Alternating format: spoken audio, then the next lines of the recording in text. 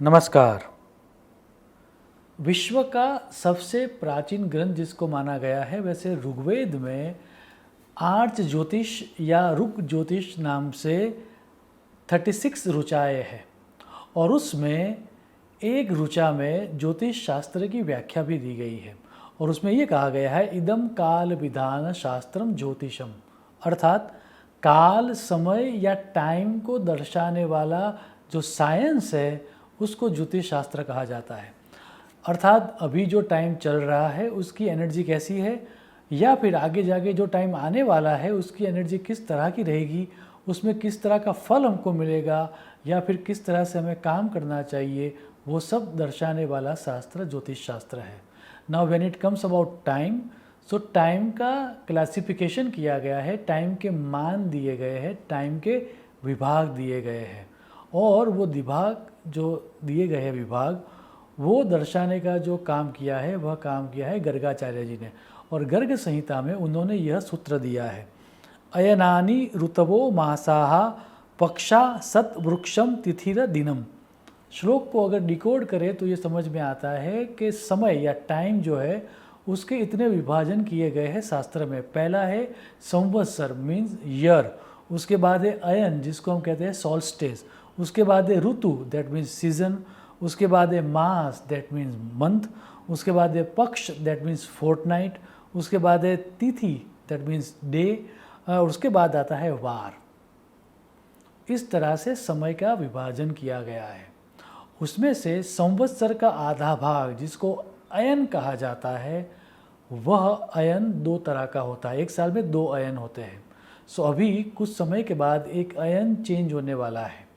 वह आने वाला यह अयन देश दुनिया और हम सबको क्या रिजल्ट देगा उसके बारे में यह वीडियो है।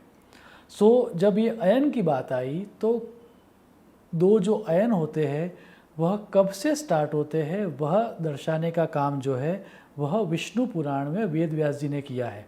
और विष्णु पुराण में यह श्लोक आता है, कर्कटावस्थिते भानौ दक्षिण अयनम उच्यते उत्तरायणम युक्तम मकरस्थे दिवाकरे। अर्थात कर्क राशि में जब सूर्य आता है तब दक्षिणायन होता है और मकर राशि में जब सूर्य आता है तब उत्तरायण होता है।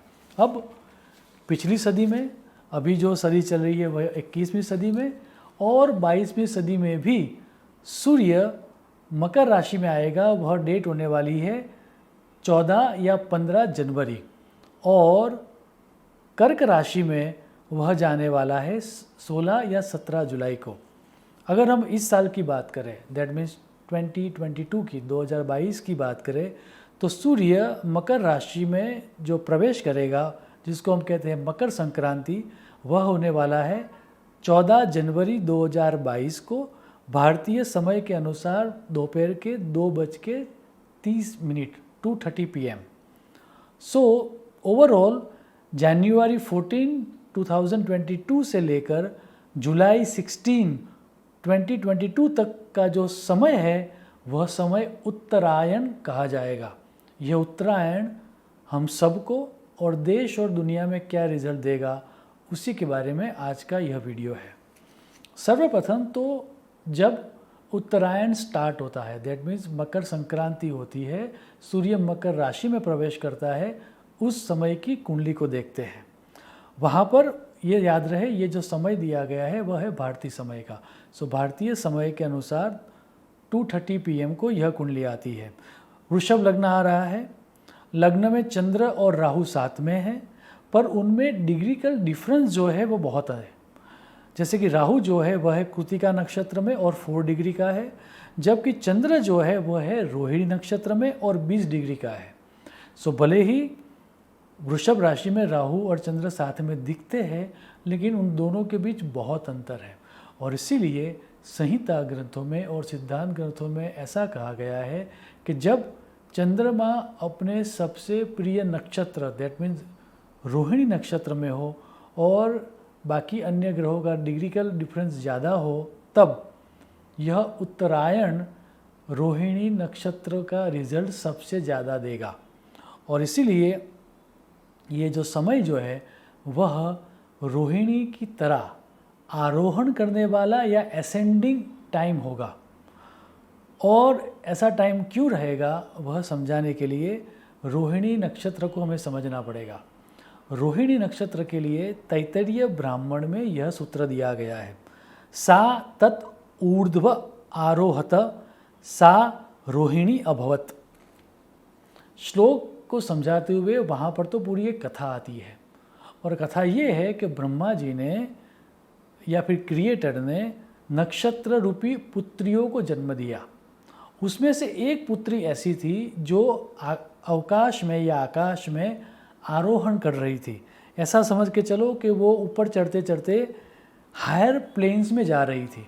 क्योंकि वो आरोहण कर रही थी उसका नाम हो गया रोहिणी। अब ये उत्तरायण में रोहिणी नक्षत्र का प्राधान्य होने वाला है। उसका अर्थ ये होगा कि इस उत्तरायण के समय में स्पेस ट्रैवलिंग और स्पेस एक्सप्लोरेशन के बारे में बहुत सारी नई चीज़ें या डिस्कवरी हमको प्राप्त होगी। नया तरह का एक विज्ञान हमको प्राप्त होगा।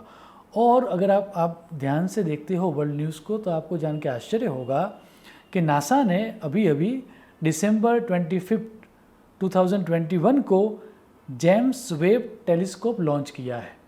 तो ये जो जेम्स वेब टेलीस्कोप लॉन्च किया है नासा ने, वह उत्तरायण के समय में डिस्टेंस वर्ल्ड्स या गैलेक्सी के बारे में बहुत सारी महत्वपूर्ण इन्फॉर्मेशन हमको देगा।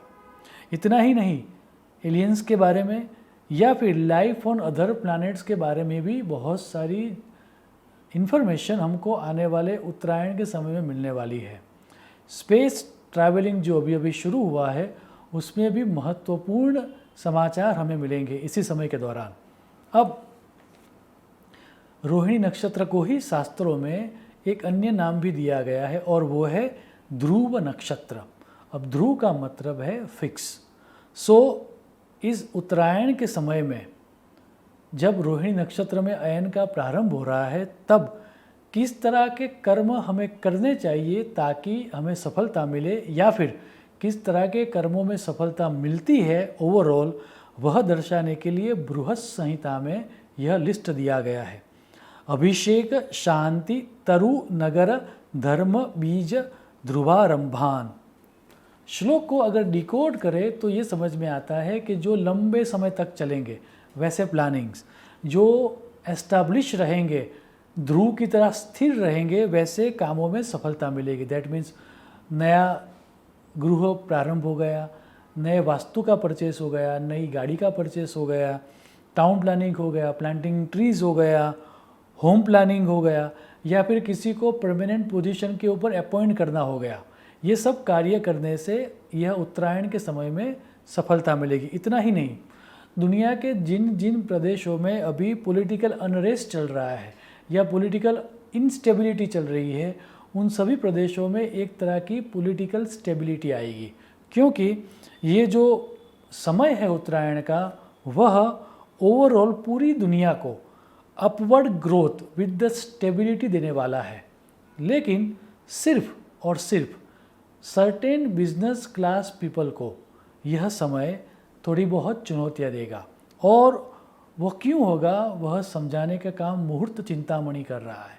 और मुहूर्त चिंतामणि में ऐसा सूत्र दिया गया है कि जिस समय में यह उत्तरायण का प्रारंभ हो रहा है, वह समय बिजनेस क्लास पीपल के लिए ज़्यादा चुनौतीपूर्ण रहने वाला है। आप मुहूर्त चिंतामणि का श्लोक देखें। त्रयंशे दिनस्य नृपतिं प्रथमे निहन्ति मध्ये द्विजानपि विशो अपरके च शूद्रान। सो ये ओवरऑल उत्तरायण का समय किन किन बिजनेसों को चैलेंजेस देगा, वह दर्शाने का काम शास्त्र में किया गया है।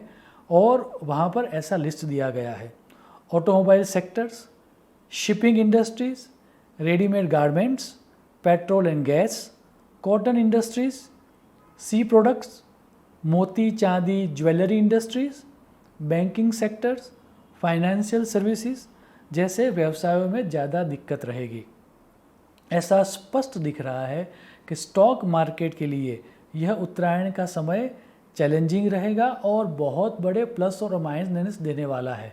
तो स्टॉक मार्केट में अगर आप निवेश कर रहे हो या फिर आप इंट्राडे कर रहे हो, हमारी सलाह है कि इस समय के दौरान आपको बहुत सजग रहना चाहिए। अब overall as a human being हम सब की वृत्ति, मनोवृत्ति या फिर किस तरह के कार्यों में हम सब की अभिरुचि रहेगी, वह समझने के लिए संहिता ग्रंथों में ये कहा गया है कि हमें जब उत्तरायण हो रहा है तब पंचांग में कौन सा योग हो रहा है वह समझना चाहिए, और जब ये हो रहा है तब आकाश में या पंचांग में ब्रह्म योग नाम का योग चल रहा है, और उस समय के लिए जातका भरण में यह श्लोक दिया गया है। विद्याभ्यास प्रीति रत यत्न चेता नित्यम सत्य आचार जाता दरश्च शांतो दांतो जायते चारु कर्मा ब्रह्मा योगः संभवे यस्य पुंसः। अर्थात विद्याभ्यास, स्टडी या फिर ऐसी प्रवृत्ति के जिससे हमारा विकास हो, अपवर्ड ग्रोथ हो, उन सब कार्यों में लोगों की रुचि ज़्यादा रहती है। लोग अपने आप को अपग्रेड करने वाली प्रवृत्तियों में ज़्यादा लगे रहते हैं। वर्ल्ड वाइड एक तरह की पीस बनी रहती है।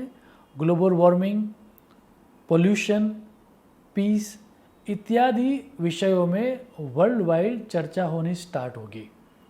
सो एक तरह का जो विभाजन हुआ था ड्यू टू कोविड-19, वह विभाजन अब धीरे धीरे ख़त्म होगा और अगेन वापस पृथ्वी एक कुटुंब की तरह काम करना स्टार्ट करेगी। World will become one small village once again, जो अभी नहीं हुआ था। बॉर्डर जैसे अभी क्लोज चल रही है, वो परिस्थितियों में सुधार आएगा इस उत्तरायण के समय में। ये उत्तरायण का समय के दौरान मैन मेड कैलेमिटीज़ नहीं होगी, लेकिन जिसको हम नेचुरल डिज़ास्टर बोलते हैं वैसी अवस्थाएं ज़्यादा होगी। और उसका कारण ये भी है क्योंकि उत्तरायण के समय को देवों का समय कहा गया है, और देव ही आगे जाकर नेचुरल कैलामिटीज़ को पैदा करते हैं, ऐसा शास्त्रों में कहा गया है। सो आने वाले समय में भूकंप, सुनामी, लैंडस्लाइड्स जैसी अर्थ रिलेटेड नेचुरल कैलेमिटीज़ ज़्यादा होगी।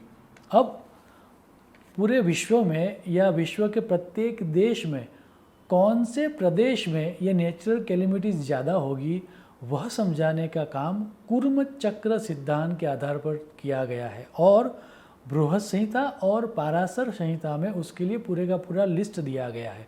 उस लिस्ट के आधार पर देश के, प्रत्येक देश के मध्य भाग, सेंट्रल रीजन या फिर मध्य प्रदेश में सबसे ज़्यादा समस्या होने वाली है। अब आखिर में उत्तरायण का ये जो ग्रह योग बन रहा है वह सब हमारी 12 राशियों को किस तरह से फल देगा वो समझते हैं। और वो समझने के लिए शास्त्र में 2 सिद्धांत दिए गए हैं। एक सिद्धांत है जिसको कहा गया है तत्व निर्धारण, और दूसरा है संक्रांति पुरुष सिद्धांत।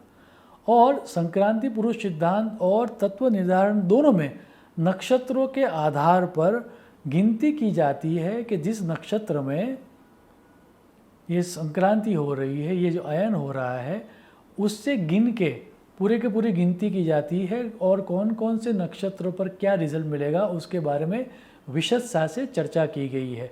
यहाँ पर मैं सिर्फ विद्वानों के लिए यह श्लोक का रेफरेंस दे रहा हूँ। आप श्लोक देखें। शीर्षे पंचमुखे त्रीणि हस्तयोश्च त्रयं त्रयं हृदि पंच राशि नाभो गुदे च पादयोः समाहा।